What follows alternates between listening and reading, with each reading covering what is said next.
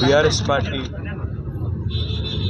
Social media convener, అదేవిధంగా తెలంగాణ ఉద్యమంలో క్రియాశీలంగా పనిచేసిన విద్యార్థి నాయకుడు, Telangana state mineral development corporation మాజీ అధ్యక్షుడు సోదరుడు మన్నె క్రిషాంక్ గారిని ఒక ఫ్రివలస్ కేసులో, అంటే ఒక పనికిమాలిన కేసులో చేయని తప్పుకు ఇవాళ అరెస్టు చేసి ఈ రాష్ట్ర ప్రభుత్వం గత వారం రోజులుగా వేధిస్తూ ఉంది.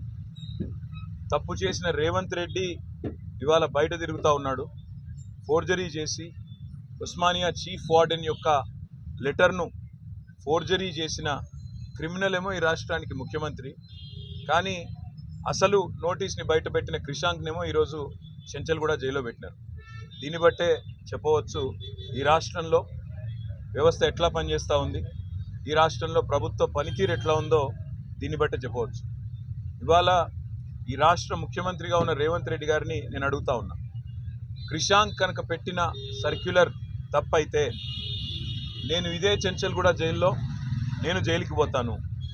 ఒకవేళ నువ్వు పెట్టిన సర్క్యులర్ ఫేక్ అని మేము రుజువు చేస్తే నువ్వు జైల్లో కూర్చుంటావా అని చెప్పి నేను రేవంత్ రెడ్డిని అడుగుతా ఉన్నా.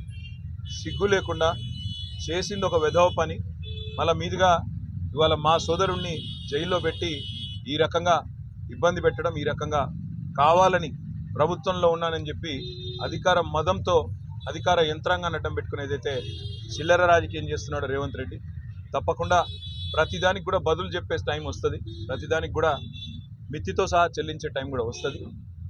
ఒకటి మాత్రం పక్కా, ఇప్పుడే క్రిషాంక్ గారిని కలిసినాను నేను.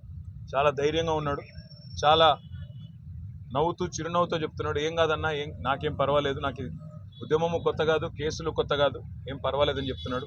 చేయని తప్పుకు ఇవాళ వారం రోజులు జైల్లో ఉన్నా ఆయనలో ధైర్యం మాత్రం సడలేదు.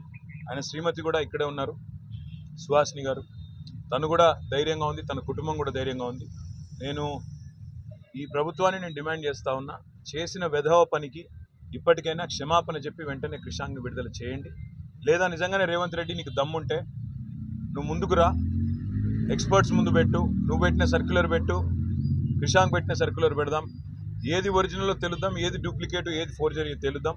ఆ తర్వాత ఎవరు చెంచల్గూడలో కూర్చోవాలో కూడా తెలుద్దామని చెప్పి కూడా నేను రాష్ట్ర ముఖ్యమంత్రిని, ఈ రాష్ట్ర ప్రభుత్వాన్ని డిమాండ్ చేస్తూ ఉన్నా.